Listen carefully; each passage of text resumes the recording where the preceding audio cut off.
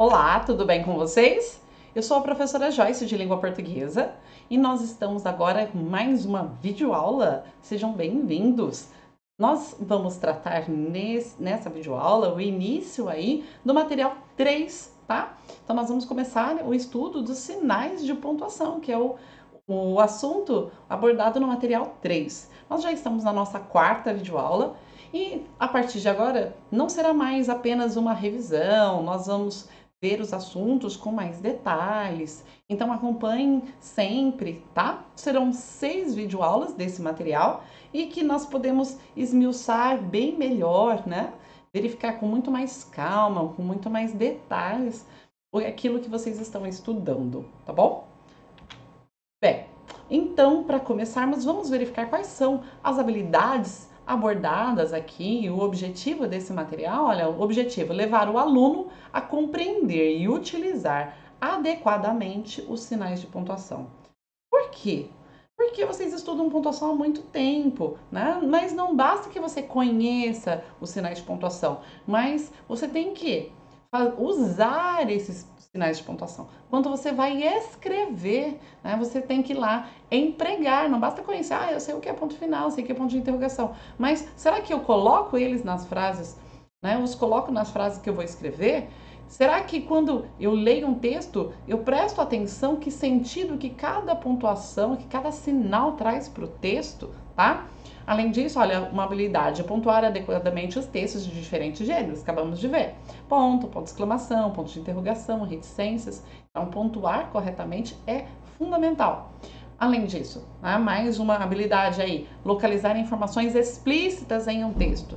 As informações explícitas são aquelas que elas já aparecem no texto. Basta que eu releia o texto, eu vou lá, localizo, né, onde que está aquela informação e eu recupero aquela informação porque ela está dita, ela está escrita, né?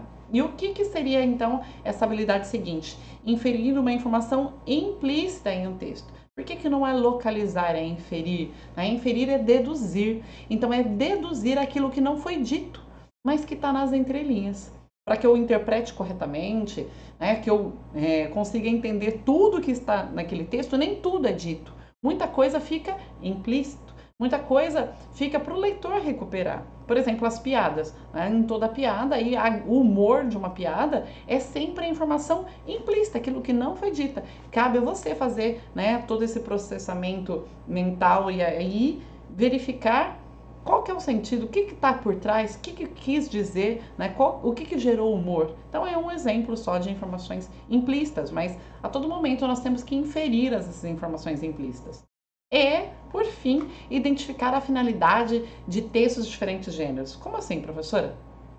Todo texto tem um objetivo. Ele foi escrito com uma finalidade, com um objetivo, ele espera fazer alguma coisa. E o que, né, ele foi feito com um objetivo aí, e qual objetivo é esse?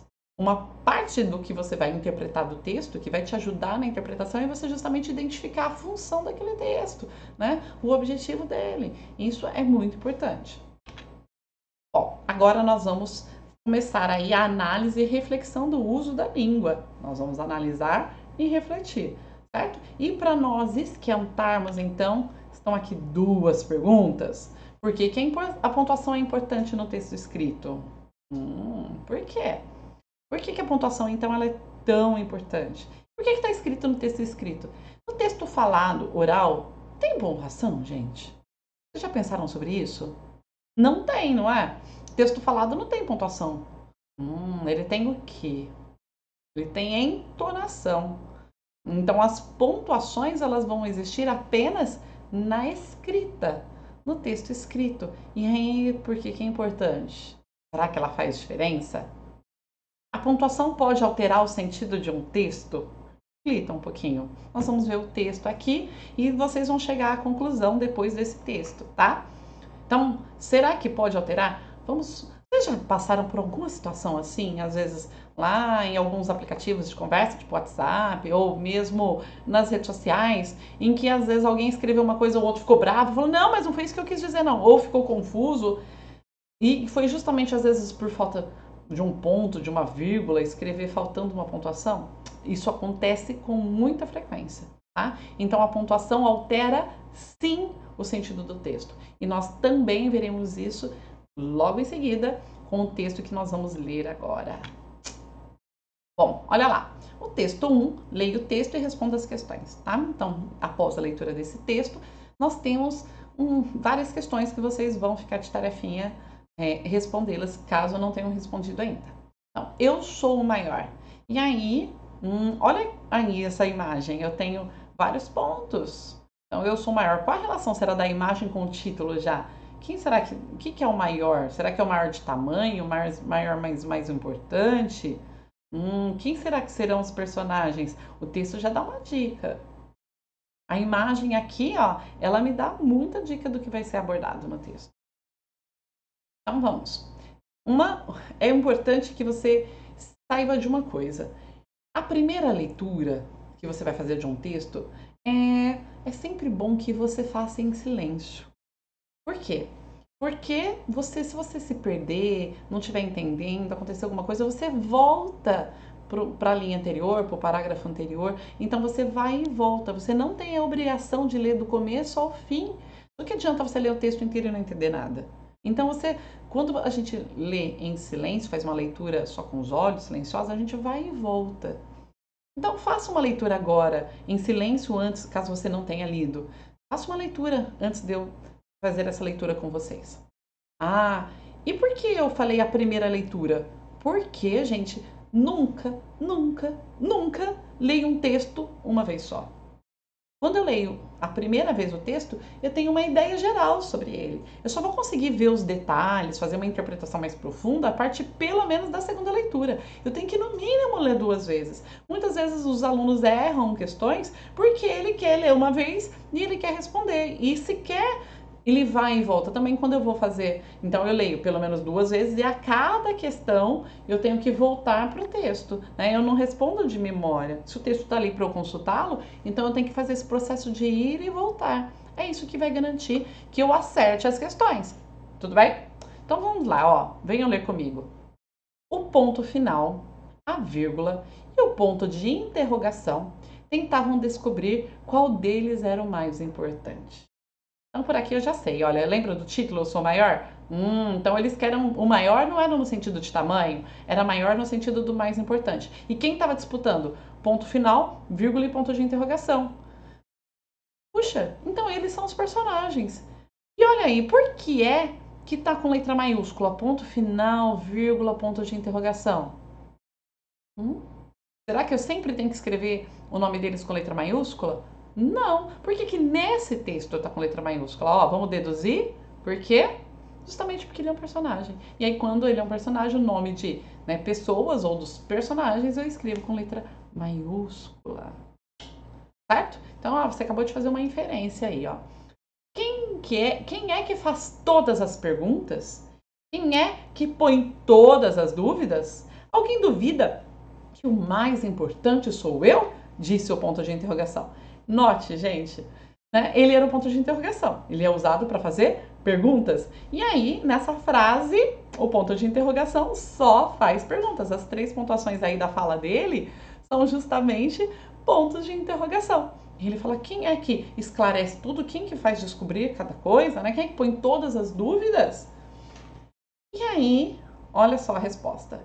Eu sou a resposta a todas as perguntas, o fim a todas as discussões, né? Eu sou o mais importante, disse o ponto final. Ele falou, meu amor, se você faz a pergunta, quem dá a resposta sou eu, você acha que eu não sou mais importante que você? Eu que ponho fim em todas as discussões, eu sou mais importante. Então, o ponto final também, nas suas falas, usou pontos finais, olha que interessante também. Então tem muita relação do objetivo dele e o ponto que é usado no texto, sendo a fala dele, tá? E aí, e tu serves pra quê? Perguntou quem? O ponto de interrogação, justamente é ele que faz perguntas, né? A vírgula. Então ele perguntou pra vírgula, né? Pra que servia ela? Ó, nós dois vimos aqui que nós somos importantes, mas será que você é também? E a vírgula respondeu. Experimentem dizer. Ana, Teresa, Maria, José, Rita, Sofia eram da mesma família. Sem mim, quantos irmãos tem a família? E aí? Né? Aqui aparecem vários nomes próprios, certo? Ana, Tereza, Maria, José, Rita, Sofia. Quantos são? Ó, 1, 2, 3, 4, 5, 6. São 6 nomes próprios. Então a vírgula pergunta: sem mim, quantos irmãos tem a família? E nota que sem mim também na fala dela tem vírgula, né? 6, disse o ponto final. Fez uma afirmação. E aí, os pontos finais são usados justamente para fazer afirmações. Serão mesmo 6? Perguntou o ponto de interrogação. Quem é que vai fazer a pergunta? O ponto de interrogação. Comigo podem ser apenas 3. Ana Teresa, Maria José, Rita Sofia. Mas também podem ser 4. Ana, Teresa, Maria José, Rita Sofia. Então, quando eu tenho uma lista de palavras, a vírgula ela separa essa lista. Né? Se ele falou que o ponto falou, né, são 6. Por quê? Porque eu tinha 6 nomes próprios, mas não, e se forem nomes compostos? Como Pedro Henrique, né, João Carlos e assim por diante. Podem ser nomes compostos. E aí ele colocou justamente isso. A vírgula falou, pode ser 3. Ana Teresa, Maria José é a mesma pessoa e Rita Sofia é a mesma pessoa.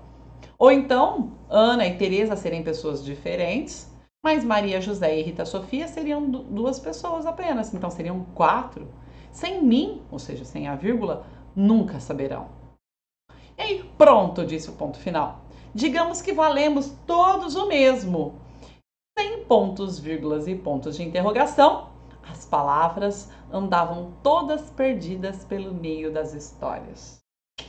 E aí, olha só, lembra-se que o ponto final ele disse que ele era o fim de toda a discussão, de todas as discussões, e aqui ele acabou com a discussão. Realmente, ele fez aquilo que ele falou que sempre faz. Ele acabou com a discussão. Se estava todo mundo competindo, ele falou, pronto, vamos lá. Digamos então que valemos todo mesmo. Ninguém é mais importante que ninguém, não tem essa. Né? Sem os pontos, a vírgula, o ponto de interrogação, as palavras iam ficar perdidas. Eu não ia entender direito, eu não ia compreender direito a história. E lembra aquela pergunta, será que por que a pontuação é importante?